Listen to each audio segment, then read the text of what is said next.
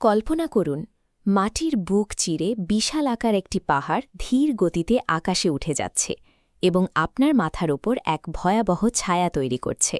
আমরা দেখছি the suspended mountain, সূরা আল বাকারার ৬৩ নম্বর আয়াতে বর্ণিত ঐশী কর্তৃত্বের এক বাস্তব নিদর্শন। আল্লাহস ক্রিয়েশন সিরিজে আপনাকে স্বাগতম। মানুষের স্মৃতি প্রায়ই স্বল্পস্থায়ী হয়। আমরা প্রয়োজনের মুহূর্তে বড় বড় অঙ্গীকার করি, কিন্তু জীবনের গতি বাড়ার সাথে সাথে সেই প্রতিশ্রুতিগুলো ফিকে হতে শুরু করে। যখন আল্লাহ কোনো অঙ্গীকার গ্রহণ করেন, তখন সেই গুরুত্ব স্মরণ করিয়ে দিতে আক্ষরিক অর্থেই প্রকৃতির নিয়ম বদলে যেতে পারে। স্রষ্টার কর্তৃত্বের ওজন এতটাই বাস্তব যে তা পাহাড়কেও তার স্থান থেকে বিচ্যুত করে। বানি ইসরায়েল যখন মিশর থেকে মুক্তির পর জীবন পরিচালনার জন্য নতুন আইন পেল, তখন তাদের মধ্যে এক ধরনের দ্বিধা আর অনীহা দেখা দিয়েছিল। তারা সেই কঠোর বিধানগুলো গ্রহণ করতে পিছপা হচ্ছিল। তাদের এই অনীহা ছিল মূলত তাওরাতের প্রতি, যে প্রাচীন কিতাবে আল্লাহর সাথে তাদের মূল অঙ্গীকারটি লিপিবদ্ধ ছিল।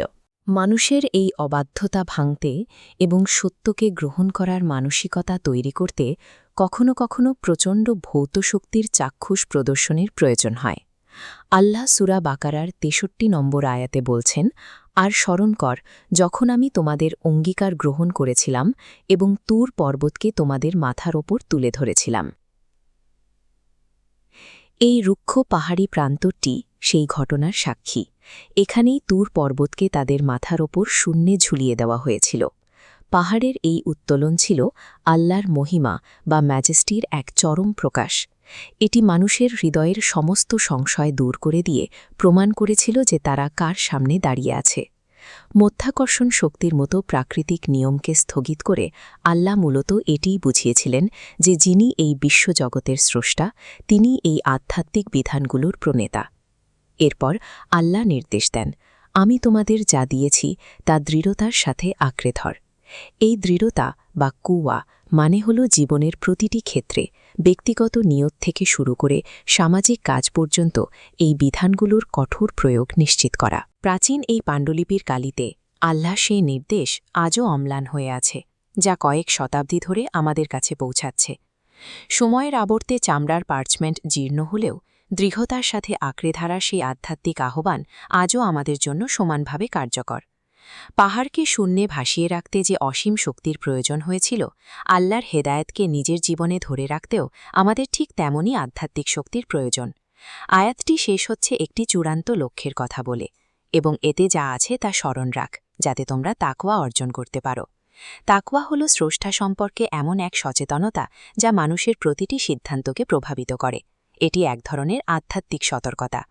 দেখুন কিভাবে এই তিনটি বিষয় একে অপরের সাথে জড়িয়ে আছে। অঙ্গীকার হল ভিত্তি, যা স্মরণের মাধ্যমে জীবন্ত থাকে এবং শেষ পর্যন্ত তাকওয়া সুরক্ষা তৈরি করে। এই স্মরণ বা রিমেম্ব্রেন্স হল আমাদের ভুলে যাওয়া স্বভাবের বিরুদ্ধে এক শক্তিশালী ঢাল। এটি দুনিয়ার যাবতীয় বিভ্রান্তিকে দূরে সরিয়ে রাখে। শূন্যে ভাসমান সেই পাহাড়টি ছিল বনি ইসরায়েলের জন্য একটি চাক্ষুষ সতর্কতা, আর আমাদের জন্য সেই সতর্কতার নাম হল তাকওয়া, যা আমাদের হৃদয়ে আল্লাহর উপস্থিতিকে জাগিয়ে রাখে। আজ আমাদের মাথার ওপর কোনো পাহাড় ঝুলে নেই, কিন্তু ভোরের আলোয় আলোকিত এই পাহাড়গুলোর মতোই আল্লাহর অসংখ্য নিদর্শন আমাদের চারপাশ ঘিরে রেখেছে। এগুলো আমাদের তার বিধানের কথা মনে করিয়ে দেয়।